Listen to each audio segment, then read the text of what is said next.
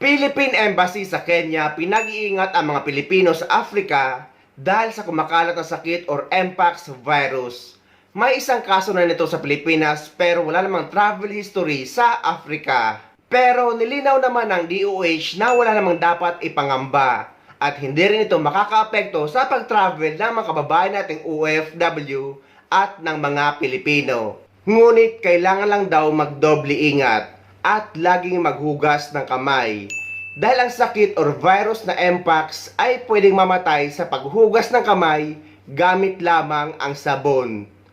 Pinag-iingat ng Embahada ng Pilipinas sa Kenya ang ating mga kababayan sa Africa kaugnay sa Mpox o dating monkeypox. Kasunod po yan ang pagdeklara ng World Health Organization na may mga Mpox outbreak sa ilang bansa sa Africa. Batay sa Department of Foreign Affairs, may halos 400 Pilipino sa Congo habang mahigit 100 naman sa Kenya. Wala rin silang naitatalang Pinoy roon na nahawahan ng sakit.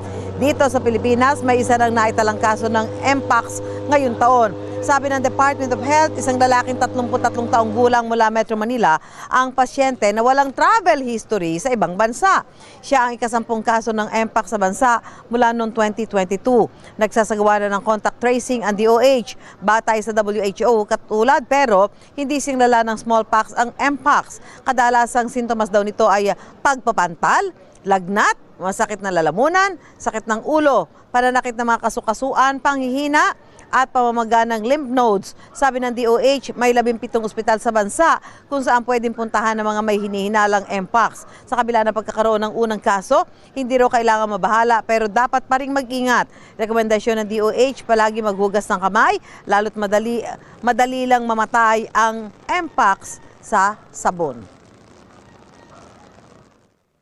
Hindi pa dapat tayo mabahala kasi nga yung COVID, napraning tayo kasi marami tayong uncertain at hindi alam. Yung Mpox, 1957 pa yata unang na-determine yan as an illness. And then, pabalik-balik lang. But it's also good na mag-ingat tayo. Tayo naman, maghahanda. That's our job. Maghanda, itaas ang antas ng kaalaman. So, wala namang dapat ipangamba or ipag-alala ang mga kababayan natin. At walang kahit anong pababago sa travel protocols pauwi man sa Pilipinas or pabalik sa ibang bansa. Latest requirements pauwi sa Pilipinas at pabalik sa ibang bansa ngayong August 2024. Napakabilis guys ng taon dahil next month ay bare months na. At wag na nating patagalin. Kakabalik nga lang ng kasamahan ko dito sa trabaho galing sa kanyang bakasyon. Sakay ng Emirates Airlines galing sa Clark International Airport. At ang requirements pauwi sa Pilipinas at pabalik sa ibang bansa ay wala pa din namang pagbabago. At kahit kakabalik lang din ng kasamahan ko sa trabaho galing sa kanyang bakasyon, ay tinanong ko pa rin ang DMW dahil sa mga nagtatanong tungkol sa OFW Pass or sa DMW mobile app. At ang sagot nila guys ay OEC pa din ang gagamitin ng mga OFW pabalik sa ibang bansa. Lalo na't ang DMW mobile app ay hindi naman available sa Play Store ng ibang OFW or ng marami pang OFW sa buong mundo. Kaya wag muna kayo magpapaka-stress sa OFW Pass dahil OEC pa rin ang gagamitin nating mga OFW.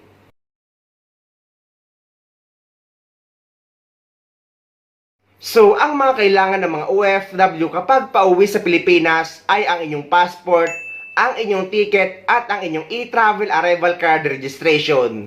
Sa mga hindi marunong mag-register sa e-travel arrival card ay meron akong video tutorial na ilalagay ko sa description ng video na ito para may guide kayo at para hindi na kayo magkamali. Sa mga magagaling naman sa bansang Saudi Arabia, though sa mga ibang bansa ay wala namang ganito.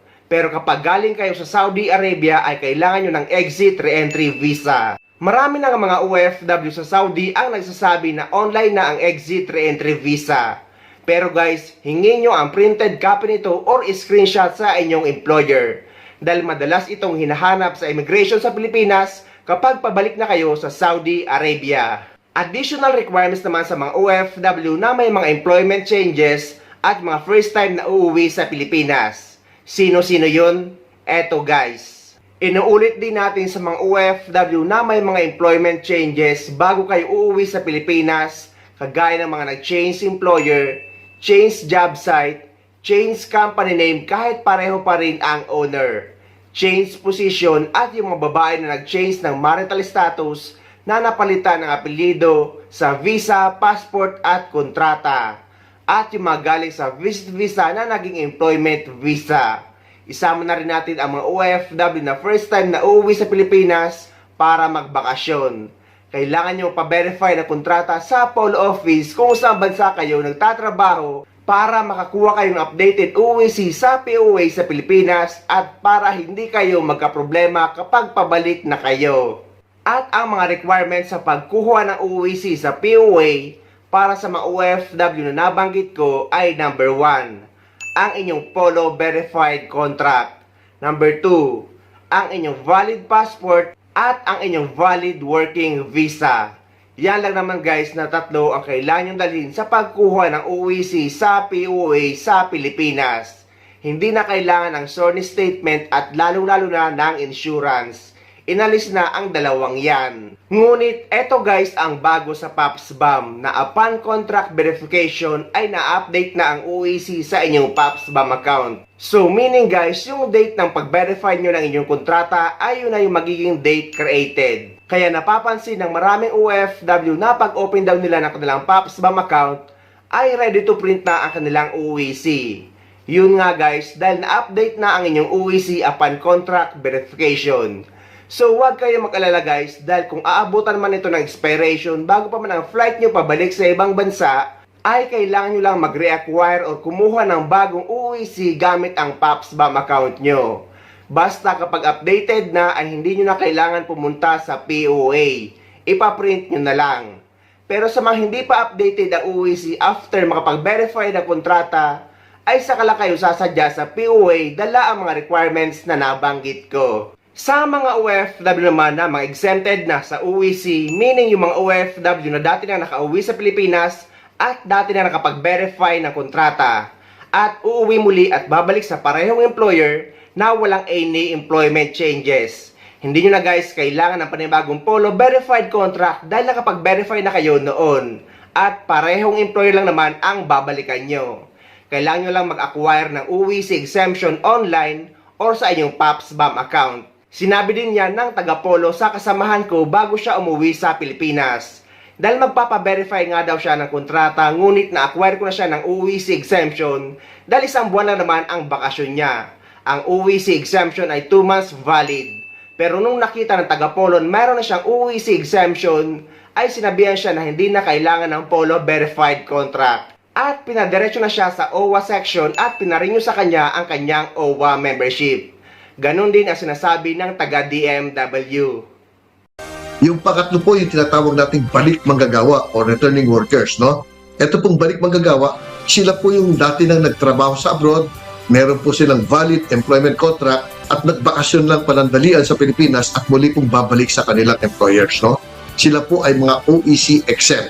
Kung kayo naman po ay balik manggagawa, online na po ito. Kung babalik po kayo sa inyong dating pinagtatrabahuhan, meron na pong tinatawag na OEC Exemption Certificate na inyo na pong makukuha sa sarili ninyong online account sa Department of Migrant Workers.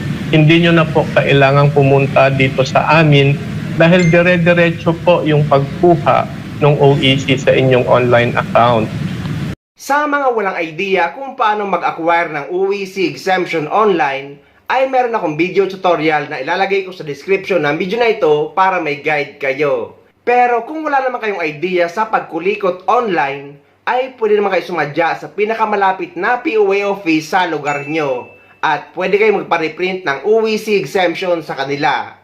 Ngunit kung malayo kayo sa POA office, ay pwede naman kayo dumaan sa POA desk na matatagpuan nyo sa loob ng NAIA. Bukas sila 24 oras. Pumunta naman tayo sa mga requirements pabalik sa ibang bansa para sa mga documented OFW ngayong August 2024.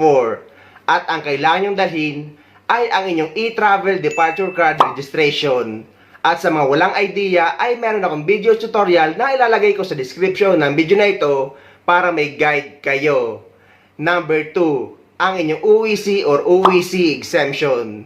Number 3, ang inyong valid working visa. Inuulit natin guys ng visa dito sa United Arab Emirates ay yung Emirates ID na natin at yun ang ipapakita nyo sa immigration. Number 4, ang inyong valid passport. Number 5, ang inyong ticket. At number 6, ang inyong OWA membership.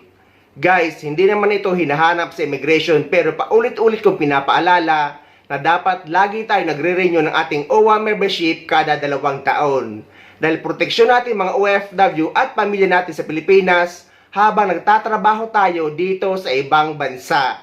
So ayun guys, sana may nakuha kayong idea at sana nakatulong ang video na ito sa inyo. At sa mga hindi pa dyan nakasubscribe sa channel ko, please don't forget to subscribe my YouTube channel and please click the notification bell para lagi kayo updated sa mga upcoming videos na gagawin ko tungkol sa mga updates sa ating mga OFW. Mula dito sa Dubai, maraming salamat. See you next time.